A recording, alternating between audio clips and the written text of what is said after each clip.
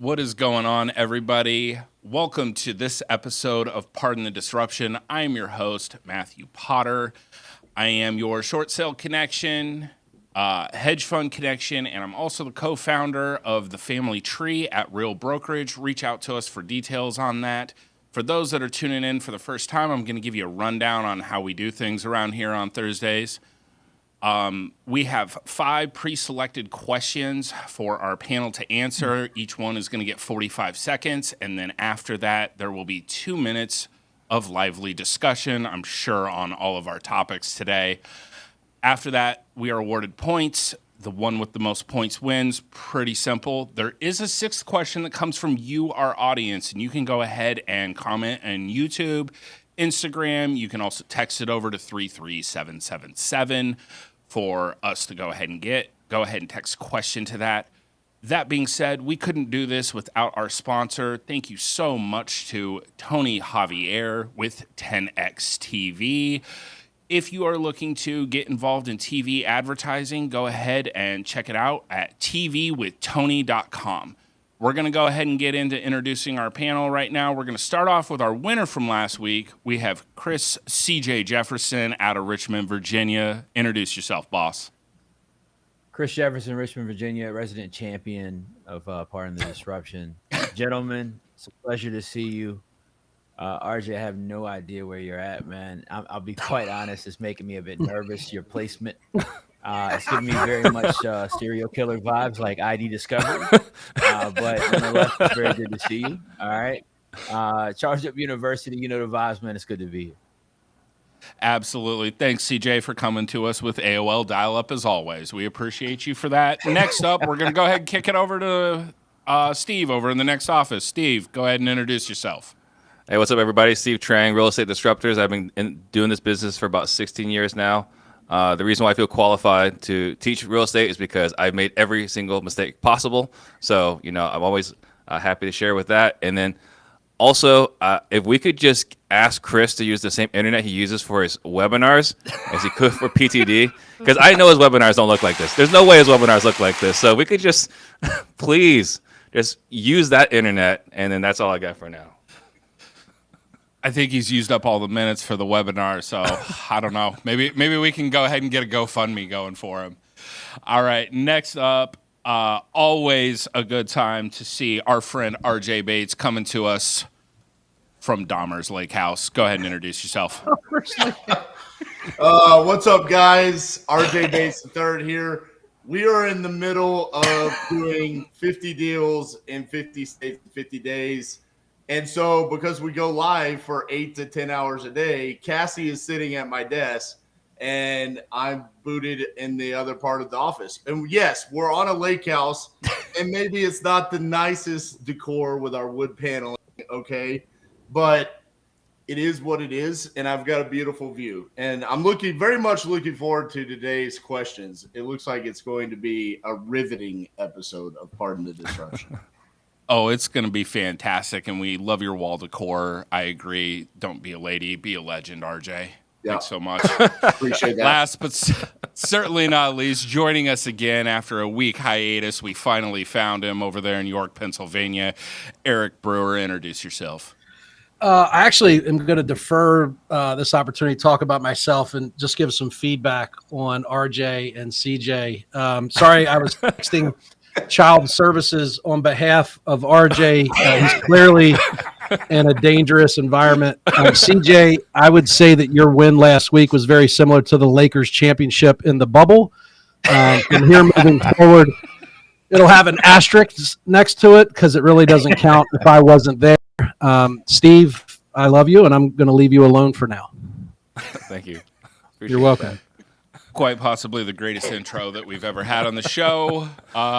Looking forward to a great one. We're going to go ahead and start it off with our first question today. Like today's NFL draft, what are some pieces that are your organization's needs? Start us off, CJ. I would just say, man, honestly, just more sales, more marketing. I think that sales and marketing are the cornerstone of our business, both businesses in terms of our internet business and real estate business. I think a lot of the other parts of it you can fix pretty easily over time, but sales and marketing, good reps, in both of those areas are really, really hard to find. In our internet business, being able to create traffic, being able to get people to our brands to see the things that we're doing is extremely important. And that's something we're always trying to get better at and optimize even more. Same thing with our real estate business, right? How can we get better at sales? How can we get better at the marketing component of it? And who can we bring in to always help increase that and do a better job? Outstanding. Shocked that you didn't talk about getting a reliable internet service provider, but that's okay. No. I just like the old If you school sold vibe. more, you could pay for that stuff. So he's That's why I need to. That's why I need top of the marketing. funnel, That's why I Potter. need Top sales of the and funnel, Potter. Know your KPIs, buddy. Oh man. All right. Next up, Steve. What about you? What are the needs? I would say it's a person that can actually go out there and raise more capital. You know, we are getting deals and we're dispositioning them in multiple ways, but it'd be nice to be able to take down a few more of these. And, you know, with the fund that we're intending to launch, it'd be really good to have a person whose sole responsibility is to raise money. So I would say a person just to raise capital. I like it. I like it. All right, RJ. Besides new digs, what are your needs? As much as I liked 420 Steve, I like today's version of Eric. I hope this version of Eric shows up every week. What we need is exactly what we're doing right now, which is me and Cassie, we have taken time away from the business. We're diving back into the trenches a little bit to similar to what we did back in 2020 when we did the first 50-day challenge, which is to get in there ourselves, understand what's happening, redefine some of the processes in what we're doing because we brought on a lot of different marketing channels. So whether that's Lead Zolo, Speed to Lead, some of the Facebook and Instagram ads that we're doing, understanding the processes and redefining those so our team can mirror the results that we get during these 50 days. So that's why we're doing the challenge. Back to basics. I dig it. I dig it. All right. What about you, Eric? What are your needs right now? So for us, we're in a growth period right now. And about 2.5 years ago, I was introduced to Jim Collins, and he introduced me to this concept of the 20-mile march. And there's really 4 key components to what he considers to be a great business. And it's productive paranoia, empirical creativity, and fanatic discipline. And when I stepped away and I looked at myself and I looked at my business, I thought we were a great example of 2 out of those 3. And I was a horrible example of fanatic discipline. I lacked it literally in every aspect of my life. So in order for us to grow and at the same time maintain the success we've already have, we have to get better at discipline. We've got to be more disciplined at our discipline. So we're doing that through some training. We've made some key personnel changes, and that is the one area. So we will gravitate towards people in a draft that will help us improve in the area of discipline. Eric, you brought up Jim Collins, and so I'm going to ask you because this is something that we talk about at the Crucible. We talk about hedgehog concept. And so I'm always curious with people like you that do novations, obviously, but you have other things in your business that you do. How do you define what your hedgehog concept is? It's challenging because I don't have discipline, right? Like in order to execute on a hedgehog concept, it requires discipline, right? Like it's basically the definition of discipline is picking one thing, being world class at it, and not coming up for air until you've set the standard. I have a successful real estate business. I got 15 other failing little businesses that I thought would be cool, that I would start up, that I thought would make money just because I touched it. And the reality is that this real estate business has been successful because I worked in it. I've participated at a high level for a very long time, and I finally earned the right to step away. When that happened, I thought I could just start a bunch of businesses and step away right away, and it didn't happen.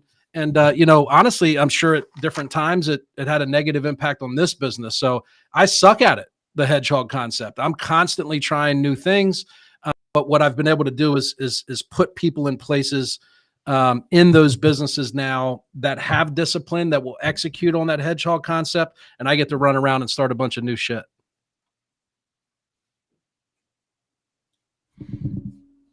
Nobody else, man. We're not using the full 2 minutes. Are we saving it for questions that are later, guys? All right. So based off of that round, I'm gonna go ahead and give that one. I'm gonna go ahead and give that one to our basement guy over there, RJ. You get a point this round. I think that's the first time you've ever gotten a point in the first round. Congratulations. Hey. Yeah. All right. Next up, what do we got going on here? We got when is the right time to buy properties via creative solutions such as Sub2, Creative Finance, and also we'll throw Novations in there. Start us off, RJ. So it's funny that this question follows right behind what Eric was just talking about with the headshot concept. I think if your headshot concept is wholesaling, you need to have your wholesaling business set up to the point where it can run without you being present. So then you can step aside and essentially create a new business, which is whatever you're doing with Sub2, seller finance, novations, whatever that is, it's based around an exit strategy of what? Flipping, owning it as a rental, becoming a landlord, becoming a bank with seller finance, or owning it as an Airbnb. That's a whole separate business, and you need to be prepared to run that as a separate business. So I wanted this question to be asked because I think right now it's easy for wholesalers to fall into the shiny object syndrome of like, hey, Eric told me I need to go do novations, but you might not be set up to do novations yet. Good points. Good points. All right, Eric. What about you? I have really two answers. Number one, to RJ's point, is when you and your business are ready. You can have everybody tell you that the market conditions and economy and interest rates and all that stuff indicate that it's the right time to start doing something.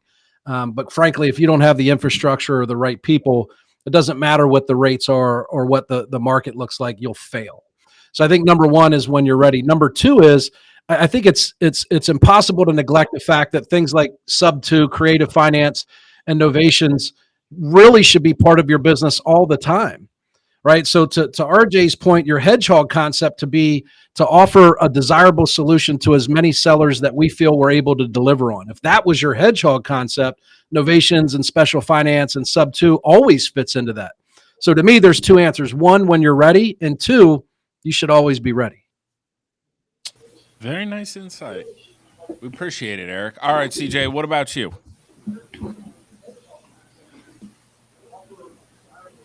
You're muted. Okay.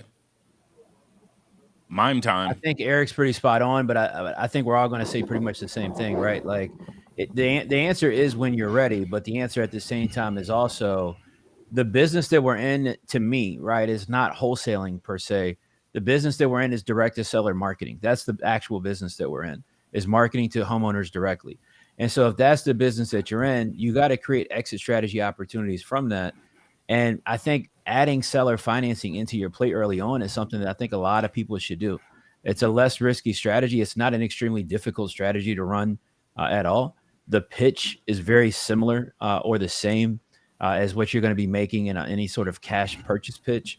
I think Sub2, I think novations could get a little bit more complicated and maybe take a little bit more of a skill set. But I also know at the same time, the way that Eric teaches novations, that it's really not a hard pitch. It's not a difficult concept to present when you're doing, again, direct to seller marketing. So I don't know that I think that it's a whole separate business. I do all the things mentioned, and I don't look at these as separate businesses. I look at it as things that my direct to seller marketing business does. Very nice insight there. Tools in the tool belt. All right, Steve, what about you, boss? I'm going to agree with these guys. I mean, it basically comes down to, at the end of the day, how can you help the homeowner, right? Like, what solution do they need? What problems do they have? And how can you best serve them? And if you only have one tool in your tool belt, A, are you serving that client the best way possible? And B, are you giving yourself and your business the best opportunity to win? So I think you got to learn all these skills.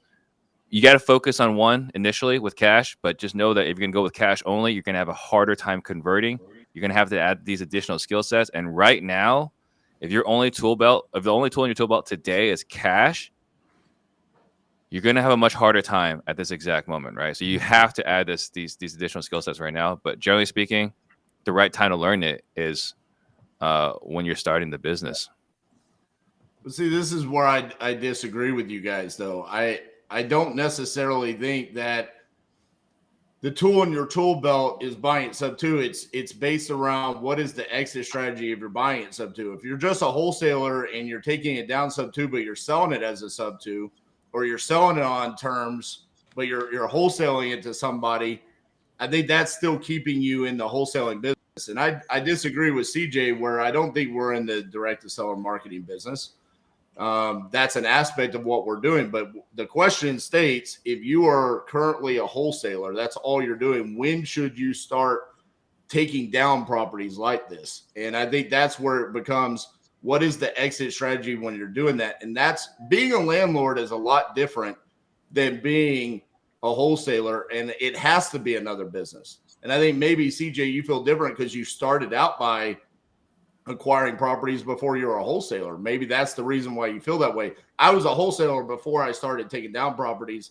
And I think that's the reason why I feel this way, because I felt like the broken focus is what set us back when we stopped doing our headshot concept of just wholesaling and tried to become a flipper and a landlord and an Airbnb person and all of these different things.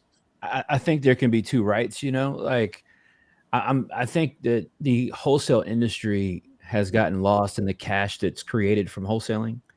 And I think we're in times, and we will be in times in the near future, where a lot of people, they were wholesale only focused, like that was their hedgehog concept, and they only planted their hat there.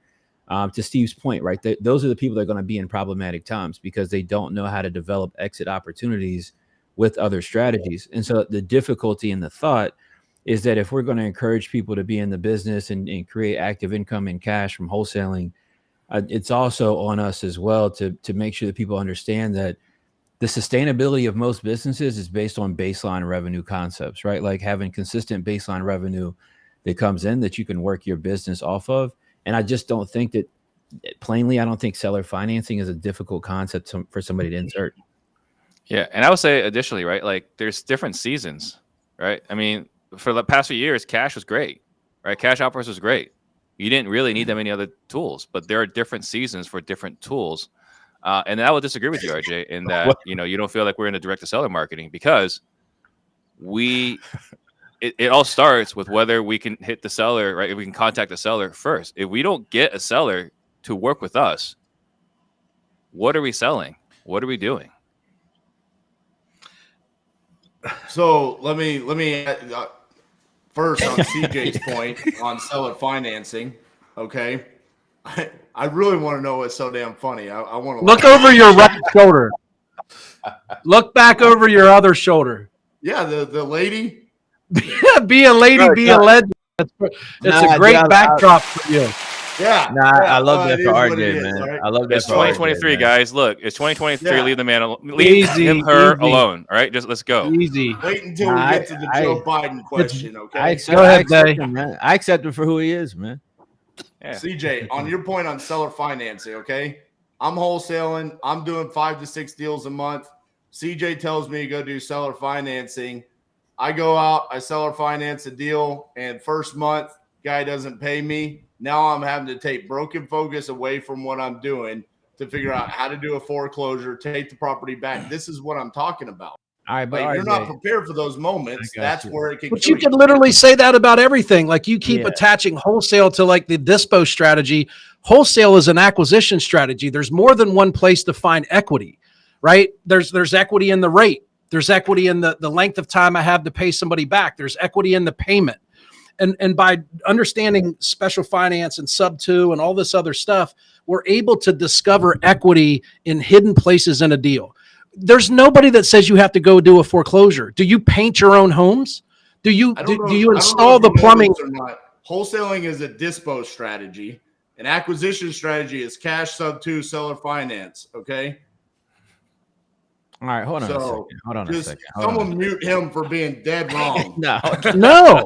Shut up, Brewer. RJ, hold on. Wait. So this is, if I'm understanding you right, somebody's doing 5 wholesale deals a month or, whatever. Let's just say they make it on average $10,000 a deal or $5,000 a deal, whatever. All right. And they've got a monthly payment for a seller finance that's not personally guaranteed. All right. And they've got a monthly payment for a seller finance, and that costs them $500 to $1,000 a month. You don't think that's sustainable?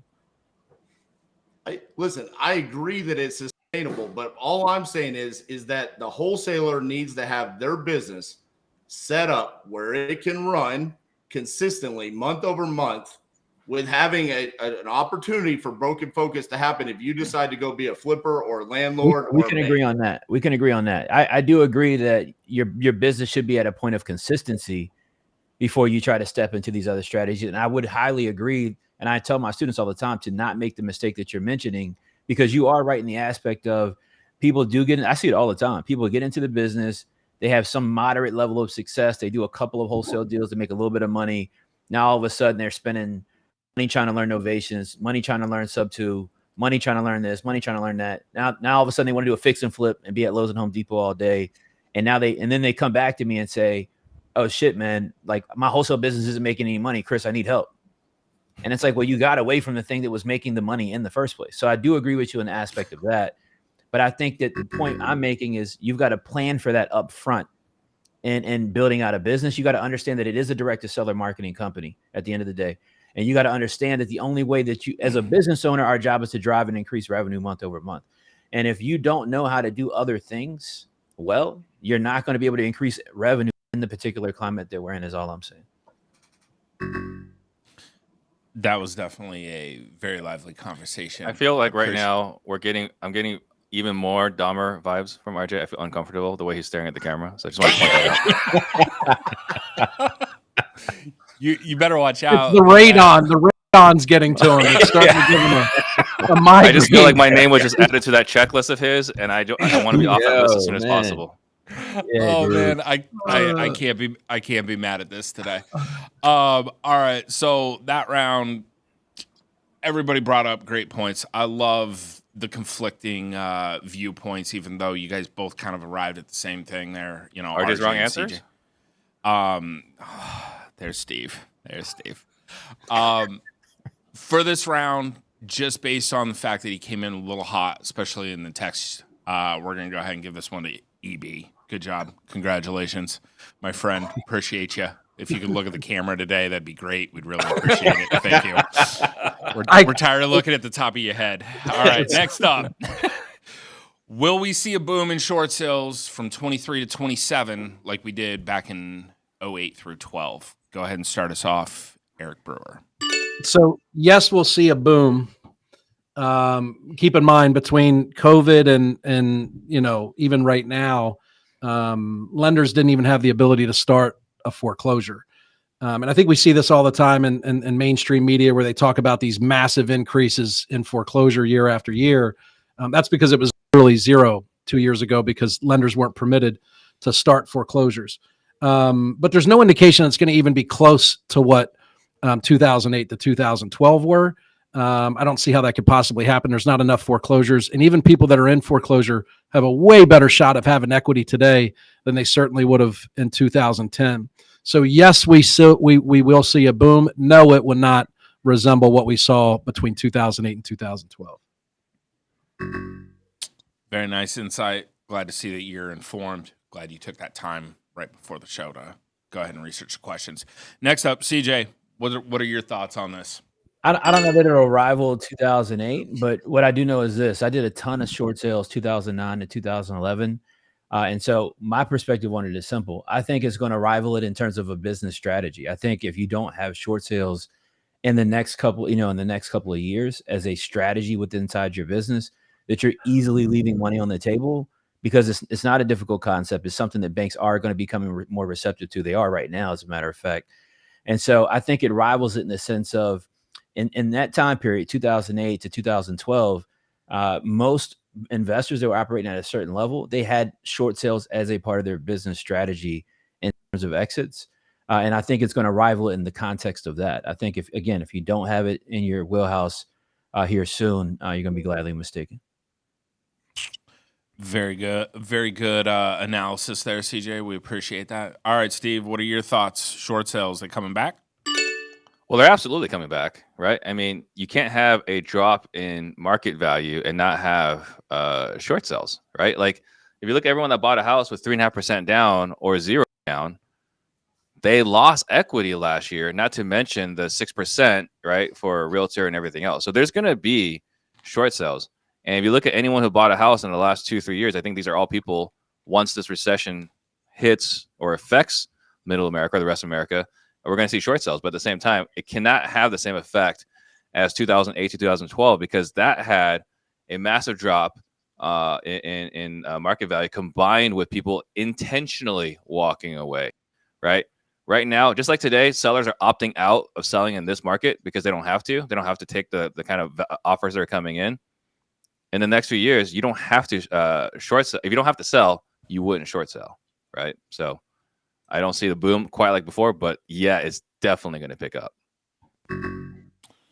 Very good, very good. All right. What about you, RJ? What are your thoughts?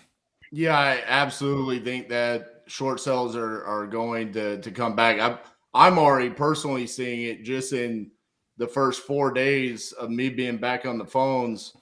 I've already referred 4 short sales in this 4 days, which is drastic in comparison to what we have been doing over the past several years. Okay. Here's one of the reasons why I think it might rival 2008 to 2012. What's going to happen to all of those houses that we wholetailed, that we didn't come in and do the market improvements, that now are going to lose the value, where we essentially push the value up to close to retail? Now they've lost, and then they fall into some sort of financial distress because, let's be honest, our economy is not looking so hot. I think that's where we might see a higher number of short sales come from, where it's, hey, my house is not physically able to sustain the value. And yes, I am financially distressed because of what's going on with the economy. I think that's what could push the numbers to rival 2008 and 2012. So I think one of the things you got to consider as well is when we had this short sale boom back in 2008 through 2000, I say probably more 11 than 12, was we didn't have these funds buying as much, right? The funds set a bottom on the market, and we have funds buying today. So I think that there is going to be a barrier on the bottom that didn't exist before. So because of that, I don't think we're gonna have the same free fall in value. And if we don't have the same free fall in value, we're not gonna have as many people intentionally strategic foreclosure. I think that's what they called it back then, right? We're not gonna have as many strategic foreclosures. I have a question for RJ. If I buy a deal and I wholesale it, am I a wholesaler or am I a wholetailer? How does that? What is that? I just because I'm. You're a flipper But I didn't renovate it. because you took it down and you're taking possession of the property. You can't be a wholesaler. Oh, so I got you. Wholesale refers to the title transfer. That's more about not the price necessarily, but the way that I transfer ownership. Well, according to you, it's an acquisition strategy, and apparently, according to Potter too. So I think you gave your point. All I see happening right now. Why did I like, get drug into Potter, this? you know those movies. You're the host. Somebody's got that wall and it's got all the pictures on it, and there's like strings attached to different people. I just Charlie see Day, Wall. bro. Charlie Day. I just see RJ moving Eric Brewer like to the top. Yes, You know, move Eric past me. Thank you. right in front of RJ right now. There's all these pictures on the wall. I'm just asking questions, man. I didn't realize questions were offensive. I'm trying to understand, and I'm trying to tap into his experience. I apologize if that was The most hated panelist was CJ. It's now you. well. At Help least Eric I can get to the top. MovieB.com. Yeah. All right, we're gonna have to have a videographer follow RJ at all times and share that location at all times. That's why he doesn't have an iPhone, man. Oh man. He doesn't want anybody finding him on Find My Friends. Exactly. All right. Fantastic round. I have my own personal thoughts on this, which I'm not going to interject. But at the end of the day, I do agree with Steve on the setting the bottom, and we're not going to see it as much. One of the other things that I think that I'm seeing personally myself right now is a lot of your veterans right now a lot of them that get PCS orders are getting caught in that cycle of short sale. They're kind of one of the first ones, along with reverse mortgages. That being said, point to Steve for this round. Good job, Steve. Proud of you. I'm also going to go ahead and kick it over to Steve for a word from our sponsors. Yeah, so the sponsor for today is 10x TV or TVwithtony.com. Do you want to get inbound leads calling you and get celebrity status in your market? Look no further than Tony Javier's 10x TV. Tony has been doing TV commercials to find consistent, motivated sellers for over a decade. It is one of the things that has allowed him to do over 1,000 flips. He will use his proven TV commercial formula to get high quality leads, calling you and even set it up for you. Get in front of 10 times more people, 10 times faster, 10 times cheaper, with 10 times more credibility than any other marketing channel. Surprisingly, TV has little to no competition and can get you a steady flow of motivated seller leads. If you want to see why over 100 real estate investors use Tony to run their TV commercials, go to tvwithtony.com to see if there's a spot available in your market right now. And to answer RJ's question, yes, you can wholesale and flip and do creative finance with these leads. You're not restricted to only cash offers. Hedgehog! I thought he was gonna say, like, when Chris was telling you, hey, you got to learn how to do short sales. You know, we're seeing a lot of them more come in. I was just waiting for RJ's turn to come, and he just go, stay focused, hedgehog. Like, but RJ, you can buy it for 30 cents on the dollar. It's a short sale. Hedgehog. Like, oh man. Oh wow. All right. I'm really excited for this next question. This was our hook. I got a lot of interaction from a lot of people on social media today about this one. With Joe Biden officially running for re-election in 2024, what does he need to do to earn each one of y'all's votes? Go ahead and start us off, Steve. Well, for me, it's really simple, right? I mean, I think it's a really elegant solution. It's a really clean solution. And it's just to put me on the ballot, right? A Biden-Trang ballot, I think, just wins, right? Wu Trang in the White House, I think we win. But he's probably not going to do that. So the second thing was actually start listening and caring about your citizens. I would say that's probably where you start, right? Actually listen to the hurt that's happening across the country. Actually talk to middle America, not just the people in DC, not just the people in New York, and not just the people in Hollywood. Right? Actually care about everyday Americans, what they're actually struggling with. I think if you actually cared, even to Chris's issues, right, with affordable housing, if you cared about affordable housing, if you cared about education, right, if you cared about anything, I think he would earn my vote. But he doesn't. He's entitled to one master, and, you know, I guess Godspeed to the lizard people. Outstanding. Nice to see Steve back on the caring about everybody train. It's a nice diversion from last week when you referenced Ship Hell with Pop Copy. So next up, RJ, coming from the basement. What are your thoughts? How's Biden getting your vote? There is no way in hell that man could ever earn my vote. Listen, I feel like the president of the United States should always be respected. And this is like to my core. I struggle with this because I have zero respect for this man. And it's like, so I just respect the position. Like sometimes I struggle when I talk about him in front of my kids because I'm like, son, daughter, he's the president. We're supposed to respect the position. But I despise him. I'm sorry. I can't stand for anything that he stands for, what he does. There is no way that I would ever vote for Joe Biden. That's all I'm going to say. I'm going to try to not be canceled by half of America, but I can't do it.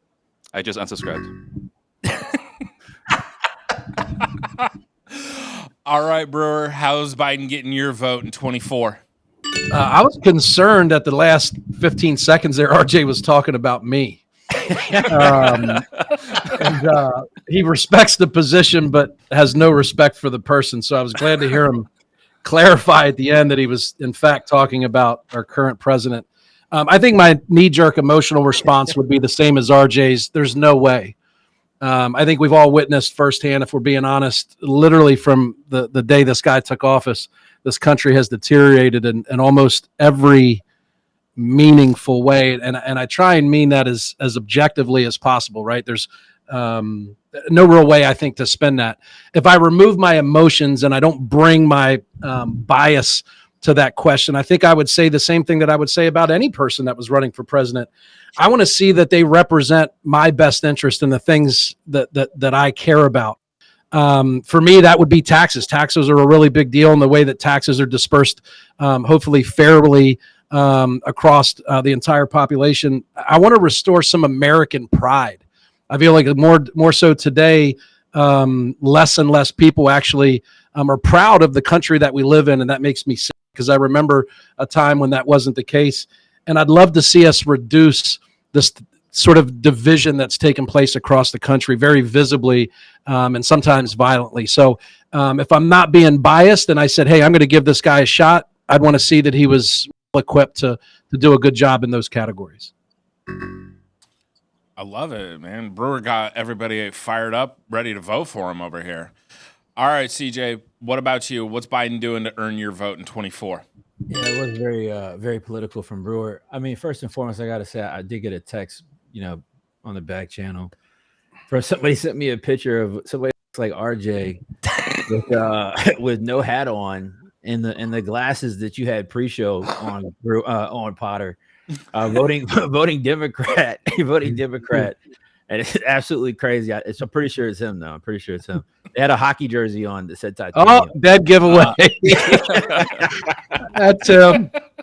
As far as Biden, man, I think RJ and his clone are the only one that are going to vote for Biden in 24. I think Eric said it well. I think Steve said it well. I think it's extremely unfortunate that the Trump train and Biden are our options going into 24, as it looks like. What's unfortunate is that we don't see from Biden any interest in the American populace, right? Like I vote based on my interest alone. And what I don't see is any care of anything is what it seems like. I don't know what happened to Kamala. I'm not sure where she's been hanging out. She might be, hopefully she's not in that wood panel room with RJ. Right. She would never. Because I classy lady. Because I haven't seen her anywhere. I don't know where she's been at since the election, but I don't see Biden coming out for the people, man. I don't see him being intentional about doing anything to move the country forward. I think the country right now is in crisis in multiple ways, financially, economically, in terms of our relations with for our foreign relations. And I don't see any stance being taken at all. So the only way that he could earn my vote in 24 would be with some sort of stance in protecting the interest of us as Americans. And unfortunately, Biden's an NPC, man. I'm not really sure what he's doing over there. He just kind of pops up when they need him, and he's like weekend at Bernie's, and that's pretty much all we. That's pretty much all we get. And he goes you can back always in. count on him with ice cream. You can always count on him with You can ice cream. always count on ice cream. He I rides want you to picture this. bikes well. He rides his bikes well. I mean, Just picture this. How awesome this is going to be. All right, the Biden train ticket. Right. Just picture this. Right. We're gonna have 2 Chinese Americans on that ballot. Like, how could you not vote for that? One guy owned by the Chinese and one guy here who was actually Chinese. I think that CJ deserves the point for this round just because he didn't bring up affordable housing. And I could have sworn he was going to say affordable housing. Excellent restraint by CJ.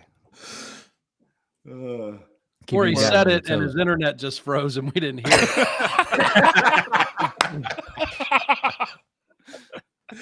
Affordable internet is more important at the moment. No, shout out to affordable internet, bro. I need to get a new ISP, bro. Listen, I think like while we're on that topic, like the real if Biden said it best. Hibbity hobbity who my hairy legs. That's it. What else? I mean, that's all you need to know. I just want to point out that somewhere along the way, DeAndre did point out that the webinars are crisp. So I don't know exactly what CJ is doing. Oh man, super crispy, man. I don't know what he's doing right now during PTD, but I just want to point that out. I gotta call tech support, man. Let me call tech support. All right, that went about how I think we all expected it to. It was wonderful. You know, RJ, you make some very, very valid points. I do believe I'm just going to give that round to CJ for no affordable housing. Obviously, he votes off his interest, which is affordable internet. So, or reliable internet for that matter. I don't know. Maybe Biden's taking all of it over in DC. Maybe he can send some down to Richmond. You know, Bro. so Don't be a lady, be a legend, bro. Be a legend, man. Oh man. All right. Next up. What is the most interesting thing that you found in a home you've purchased and why? Start us off, CJ. I don't know. I feel like I've been in too many houses. I never look at the questions in advance, like my counterparts here. So when I saw the question as the show was starting, the only thing that sticks out of my head the most that's appropriate to say, you know, I guess on I don't want Steve to fire me. So I can't say the most interesting thing, I guess, but I would definitely say we found like these old, like 100+ year old liquor bottles from a bunch of different, like really popular brands. I've still got a bunch of them kind of sitting in my garage right now. So nothing crazy, nothing too spectacular, but some kind of really good condition, kind of historic bottles that I've been able to hold on and keep up with. Okay. All right. Go ahead, Steve. What about you? The most interesting thing I found in a home was an underground bunker, right? And it wasn't like a bunker with like, hey, like doomsday scenario. This is a bunker where like, I don't know what happened here. I don't want to ask any questions. This looks like something out of a movie, right? So, and if I recall correctly, we did actually able to effectively wholesale that house. But I'm talking to the homeowner. I'm making eye contact with the homeowner. I'm looking at this little bunker thing in the backyard. I'm looking at the homeowner. It's like, hopefully this guy doesn't hit me and put me in here. Come to think of it, it might have been RJ. But yeah, I would say the most interesting thing was a backyard bunker, and God knows what he was doing with that bunker in the backyard. That was the last time Steve did business with RJ was on the bunker house.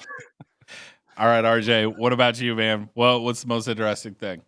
So I'm going to cheat on this question because I want to talk about one that I tried to buy, but I didn't get. House that I bought, we had the misplaced mirror right above what a bed. I don't know what they used that mirror above the bed for, but on the house that we didn't get, we missed out on this by $5,000. There was a newly poured slab in the backyard, and my buddy that bought it, come to find out, there was a dead body underneath the newly poured slab. You can look this up, Winnetka Street in Dallas. What happened was, gentleman broke into the house, murdered the homeowner, stole his identity, then sold the house, got all of the cash, and buried him in the backyard and poured a new slab and got all the funds. He eventually got arrested, is in prison now. But that we missed out on that house by $5,000. I'm really glad I didn't do that. And I wasn't going to wholesale that. I was going to flip it, but I'm not even going to go there with Eric because he's just going to keep going. Shout out to Titanium Title on keeping the title report clean and letting the murderer take the identity, man. Titanium Title. Oh my God. Wow. All right, Eric, what about you? What's the most interesting thing? It doesn't sound very interesting now that RJ found a body under a concrete slab. But I was in a house we actually bought off of auction.com, and it was occupied. Every once in a while, we'd get a good feel for whether or not the interior rehab would be manageable. And we bought this house, and then I had somebody go out to the house after we bought it and try and make nice with the occupant. And we offered her a couple bucks if she would allow us access, and promised to work with her to find her a new place. And my guy said, hey, she's willing to let us in tomorrow at 3:00. I met her out there, and my acquisitions agent. I walked inside, and there's one of those adult swings in the house that is designed for fun play, I guess. And it was super awkward. It was also in the dining room, which was even more weird. So we're all standing there kind of around this swing in the dining room, and you can't, what do? Do you address it? Do you say, oh, what's that? Or when was the last time you used it? Or, it just, so we were all just quiet and sort of stood beside it. But that was, I think, the most interesting and awkward thing I've ever found in a house. So you bought it. So We this is did. not a house I bought, but this house I went through. Dinner is served. I went through, and it was Did the same you exact flip thing. it, Steve, or did you wholetail it, or did you? I did nothing Could with you it. I did define nothing what you with it. mean by? I just Well, walked what through were it. you going to do if you did buy it? Would I don't you know. have? I'm still figuring out acquisition and disposition strategies. I'm gonna have to figure all this stuff out. But I will share with But you. you right? have Like, to do that before you can call yourself an investor, or you have to. What are you? He bought it An wholesale investor. and then flipped it. So I That's what he walked through did. the So house. is that a wholesaler or a flipper? That's a great question, really. And by the Not way, it even a probably was flip thing. RJ with the bunker because he hedgehogged underground and created himself a little, igloo down there. How can you argue with someone just so wrong? You were like It's arguing really with hard. Joe You should, Biden. it's a great tactic. If you just say blatantly disrespectful and inaccurate shit, nobody I'm can sorry. really make a logical argument with you. I'm sorry. I just found out. I'm changing my answer. I'm going back. The only way I'll vote for Joe Biden is if Eric Brewer runs against him. I will vote for that moron over Eric Brewer. So Done deal. going back to the story I was sharing earlier, I had Eric's exact scenario, and they had a dominatrix room, right, in one of the rooms, and I guess they intended to lock it, but they didn't. So I walk into there, and I look at it, it's like, oh, there's a massage table. That's interesting. Huh. Yeah. Oh. And I close the door. With a And the tether lady's like, ball "You didn't walk pole in there, sticking did up you?" out of it. You didn't walk in there, did you? And thus real estate But he failed to tell you disruptors. Steve was in on the massage table for 25 minutes before he came back out. All right. We're going to go ahead and wrap that one up. That was fantastic. I think clearly RJ is going to win that round. Like, dude, fine. That's just wild. You didn't It's buy the wild. house. You're disqualified. You know what? It doesn't matter. The people spoke. Yeah, Eric, there it is. People, you're use one person. ignorance and wins. No, round. I took that one to the chat. So Changing the rules mid-game. no, I'm not changing the rules. Take away Brewers points, please.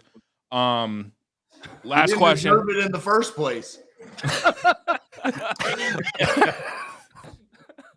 Last question. What actions or attributes that you appreciate from your spouse, partner in support of your business, entrepreneurship, and success? So what are the actions and attributes that you are looking for and appreciate in your spouse? Go ahead and start us off, RJ. I really appreciate it when they let me know how every time I disagree with everyone on Pardon the Disruption, how I was right.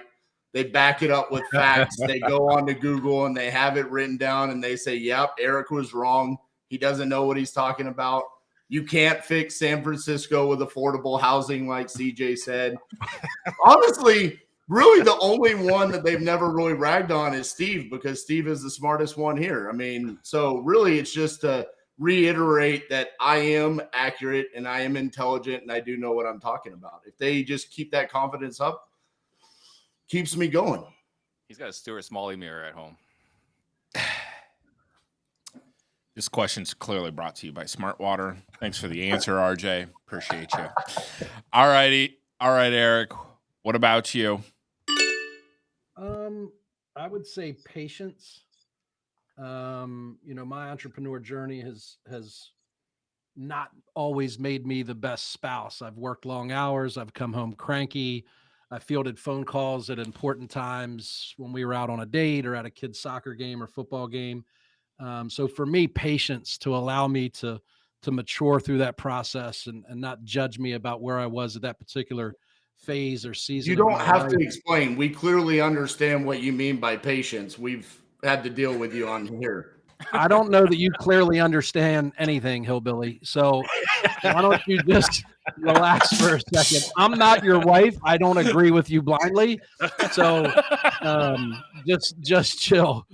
So patience, and I would say accountability. She's also able to have enough patience, but also push back when I've gone too far. And I think those two things have allowed be married for a long time and allow me to build a business and not burn out and ruin a marriage at the same time.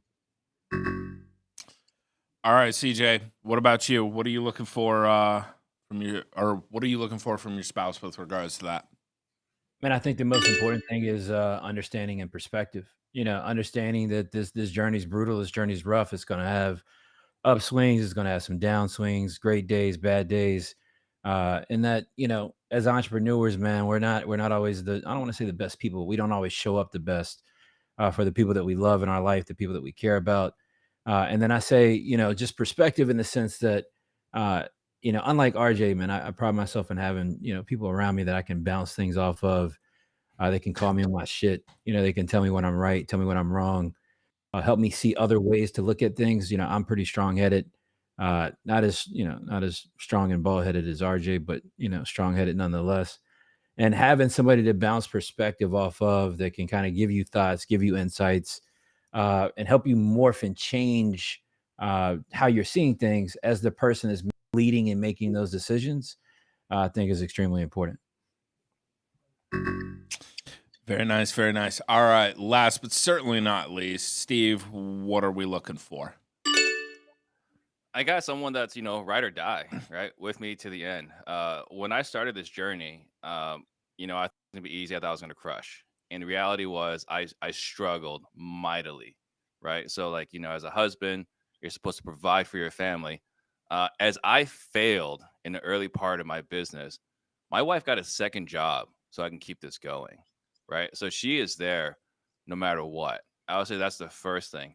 Second thing, I would say is the perspective. She helps me reframe things, right? Like we get in arguments, right? We get in heated arguments, but she's right more than I want her to be, right? So she offers excellent perspective and helps me stay, I don't want to say grounded, but at least closer to reality versus, being in the clouds where everything's always perfect and everything's going to work out just fine.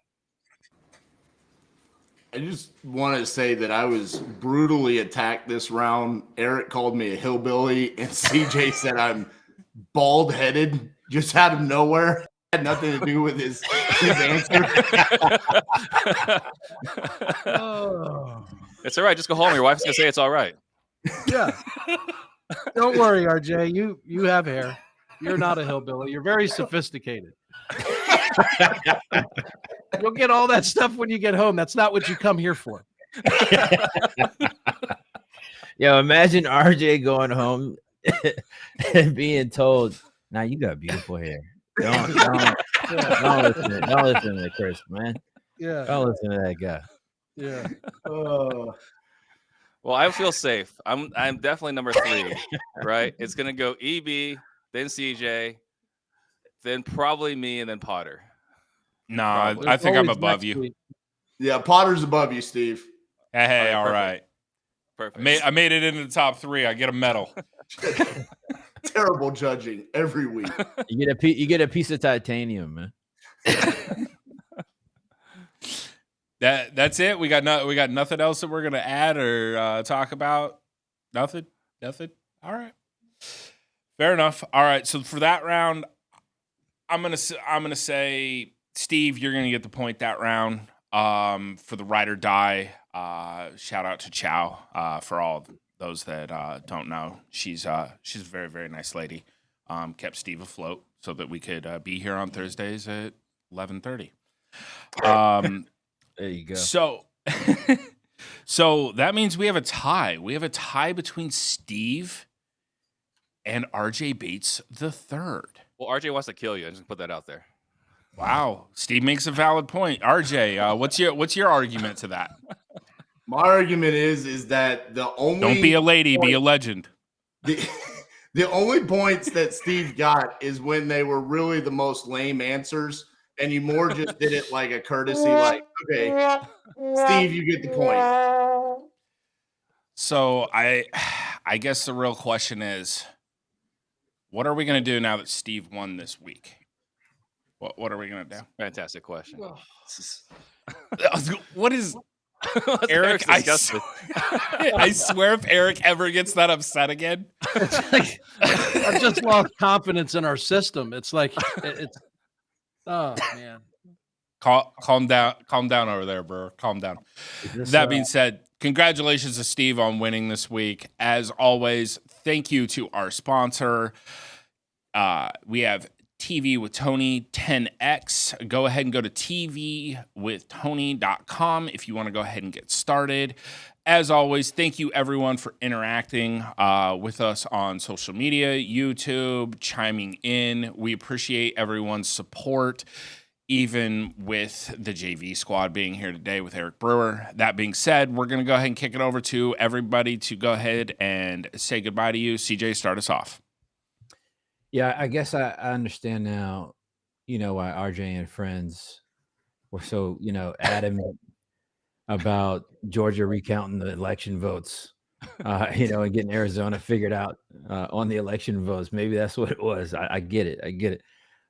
Salute to Steve on the win here. All right. In all seriousness, Chris Jefferson, Richmond, VA, Charles University. If you want to tap in with me, send me a DM on Instagram. Always fun hanging out with you guys, talking shit every week. I'll see you guys next week, man. Much love. Hopefully we'll have that internet up and running by next week. Thanks, CJ. Steve? I gotta get Steve to put some money on the budget. KPIs, baby. KPIs. Great show as always. Fun. I just, there's an opportunity for Biden Trang, whoever is out there that's running the election, just let them know, just, put the name in the hat there. And if someone could just buy a freaking course from Chris so he can get some good internet, like, man, God, that would be like, when we were saying like your top pick, I think my top pick would be someone to handle Chris's internet. But please, here we are. Please. Man, let's get that GoFundMe link up in the YouTube, guys. Let's go ahead and get it going for him. All right, RJ, coming to us from the bunker. Go ahead and say bye to the people. Yeah, looking forward to next week's episode. It'll probably be what is wholesaling, so we can explain it to Eric Brewer. Looking forward to that. Also, for those of you that don't already follow my journey and Cassie's journey, go check us out on YouTube, RJ Bates III. We're literally going live 4 days a week for 8 to 10 hours a day. Cassie's on the phone right now talking to a seller live. That's buying properties and then wholesaling them as the disposition strategy. We'll show you how to do that live for 50 days in a row. 4 days a week. All right, Eric. Go ahead and say bye to the people. Yeah, we'll see y'all. I had a lot of fun. I appreciate everybody on this panel. You guys make me sound smarter, look more handsome, more You have thin. great hair. And just overall, it's a big boost in my confidence every time. That's actually why I occasionally miss, just to try and keep my ego under wraps. Shout out to the U. We know it now stands for I need a USB to get my internet working. But if anybody wants to break away from the hedgehog handcuffs and learn novations to get your deal flow up, look me up at brewermethod.com.